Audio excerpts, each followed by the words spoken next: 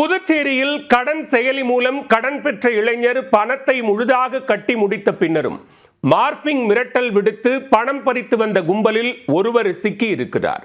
துபாயில் இருந்து கொண்டு சென்னை நபர் மூலம் நூதன மோசடி அரங்கேற்றப்பட்டது எப்படி?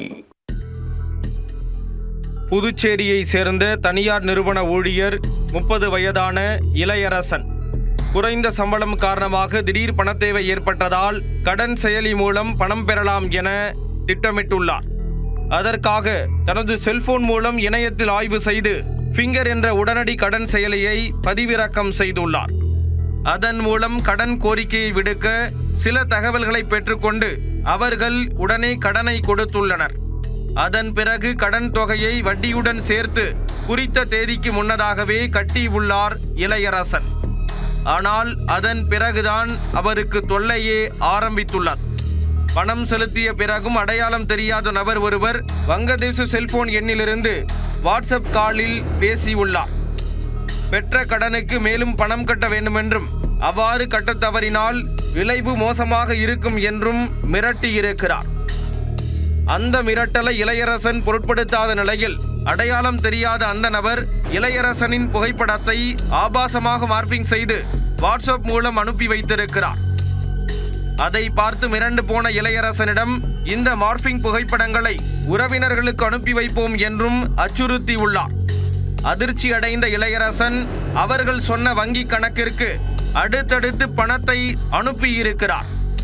இவ்வாறு சுமார் 63,000 வரை பணத்தை மிரட்டி பறித்துள்ளது அந்த மோசடி கும்பல். இதற்கு மேல் பொறுக்க முடியாது என வெகுண்டெழுந்த இளையரசன் இது குறித்து இணைய வழி சைபர் கிரைம் போலீசாரிடம் புகார் அளித்துள்ளார். வழக்கு பதிவு செய்த போலீசார் இணைய வழி முதுநிலை காவல் கண்காணிப்பாளர் நாரா சைத்தன்யா உத்தரவின் பேரில் நவீன தொழில்நுட்பங்களின் உதவியுடன் ஆய்வுகளை தொடங்கினர்.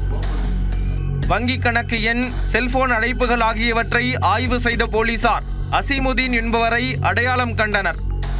அவர் தனது வங்கி கணக்கு மூலம் மோசடி பணத்தை நண்பர் சதாம் அன்சாரி என்பவருக்கு பகிர்ந்துள்ளார். சதாம் அன்சாரி சில அப்பாவிகளிடம் சுய விவரங்களை பெற்று அவர்கள் பெயரில் போலியாக வங்கி கணக்கு துவங்கியிருக்கிறார்.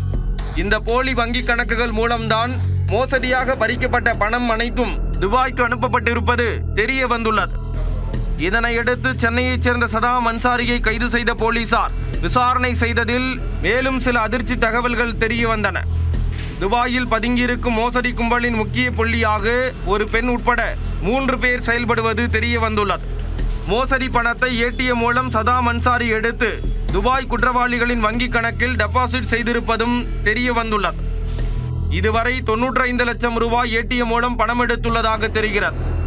இதன் மூலம் பலரும் இந்த கும்பலிடம் ஏமாந்திருப்பது தெரிய வந்துள்ளது.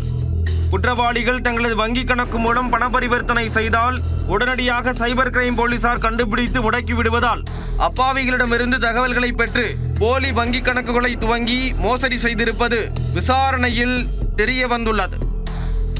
மேலும் இந்த குற்றத்தில் ஈடுபட்டுள்ள துபாய் கும்பலை பிடிக்க அடுத்த கட்ட நடவடிக்கையில் போலீசார் இறங்கியுள்ளனர்.